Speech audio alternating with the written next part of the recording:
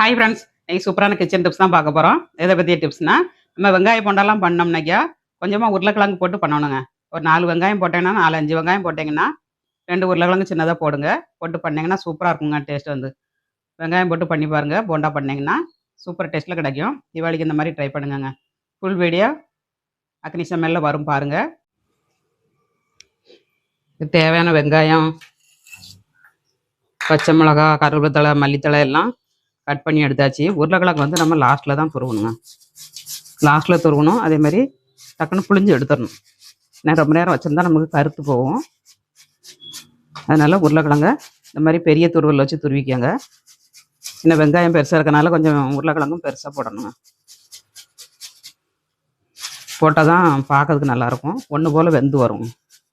நல்லா உருளைக்கிழங்கு வந்து வெந்துடும். வெங்காயம் ஆகிறதுக்கு நேரம் ஆகும். 2 நிமிஷம் தாங்க ஆகும் துருவதுக்கு. துருவிட்டு நம்ம வெங்காயத்தை கூட போட்டு மிக்ஸ் பண்ணிடலாம்.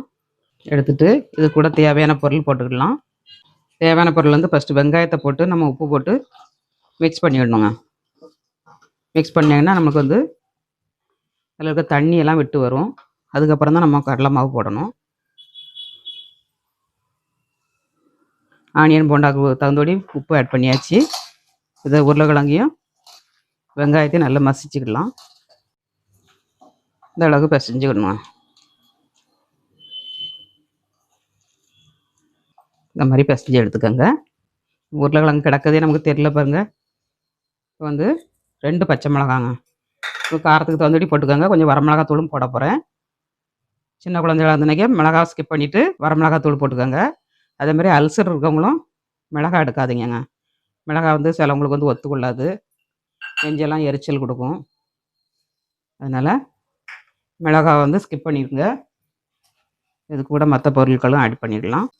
ஒரு 1/2 ஸ்பூன் மஞ்சள் தூள், கொஞ்சமாக காரத்துக்கு மிளகாத்தூள் போட்டுக்கிடுதாங்க. அப்புறமா கொஞ்சமாக பெருங்காயத்தூள் போட்டுக்கோங்க. நல்ல வாசனையாக இருக்கும். அப்புறமா கரம் மசாலாங்க.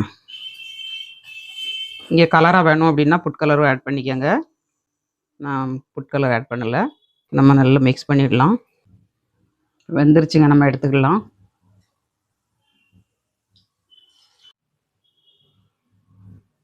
வீடியோ பிடிச்சிருந்தா லைக் பண்ணுங்கள்.